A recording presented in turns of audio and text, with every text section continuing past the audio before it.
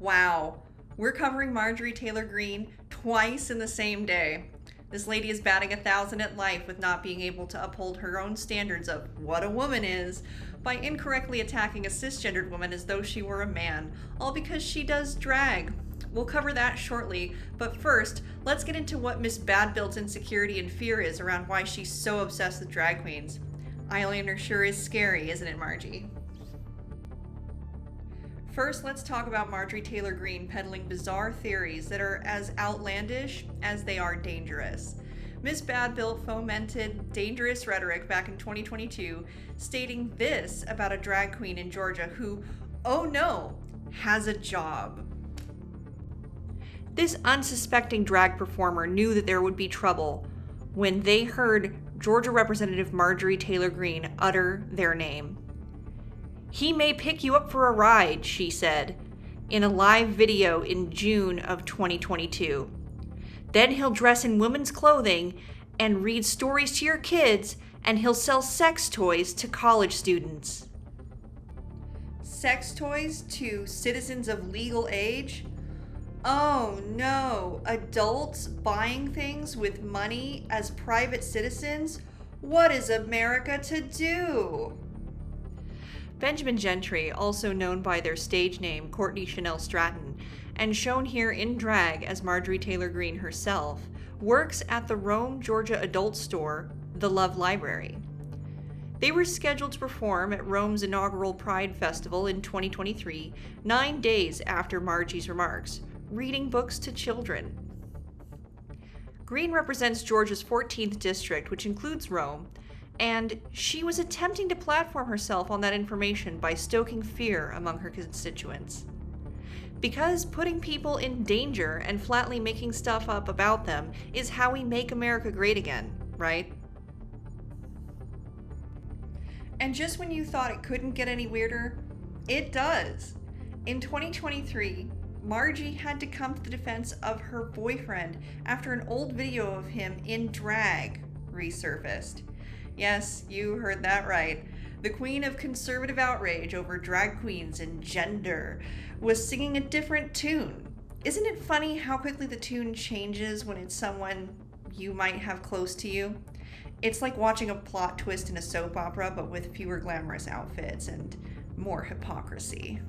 I can tell you, I think a lot of people are up now. They're all hashtag I am up. Of course, come and check it out here. Starts on Saturday. I'm kicking these shoes off, but I may keep the pantyhose on. It does feel kind of good, actually. I'm not going to pee in them, I promise. I'm sitting back in the studio. Her man joking when he said, "I may keep the pantyhose on, it does feel kind of good actually," was pretty funny and true. So what's MTG's pantyhose in a bunch for, and why is she so uncomfortable on this topic? He seems fun. He seems like it doesn't bother him.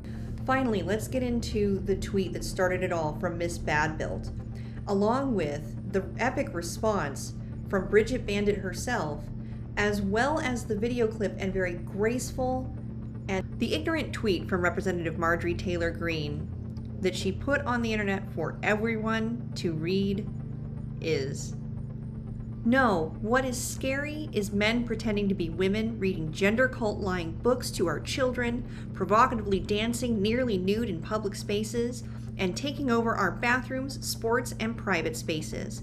Women and children need protection from them." Lastly, let's take a look at this epic tweet in question. Bridget Bandit, the Dolly Parton of Austin, Texas, responded to Marjorie Taylor Greene's tweet, which not only was incorrect, but was just embarrassing.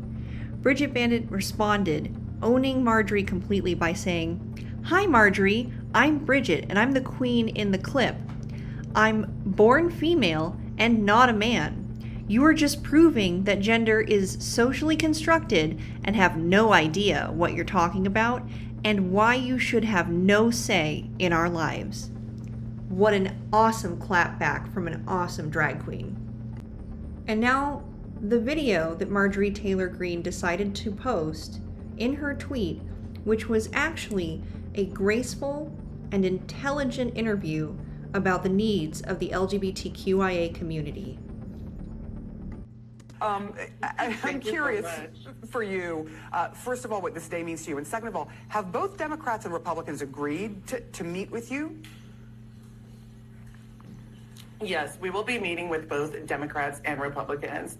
And I'm really excited to go speak with all of our lawmakers about the attacks that we're seeing on our LGBTQ community. It's so important to talk about and to discuss protections for our queer community. Can I let you listen to the current sentiment that's being shared by former President Donald Trump, who, of course, is running for re-election? Here it is. We're going to take care of our capital. On day one, I will sign a new executive order to cut federal funding of any school pushing critical race theory, transgender insanity, and other inappropriate racial, sexual, or political content onto the lives of our children. In those three things, he mentions what he calls transgender insanity. If he's voted in as the next president, what will that mean to you?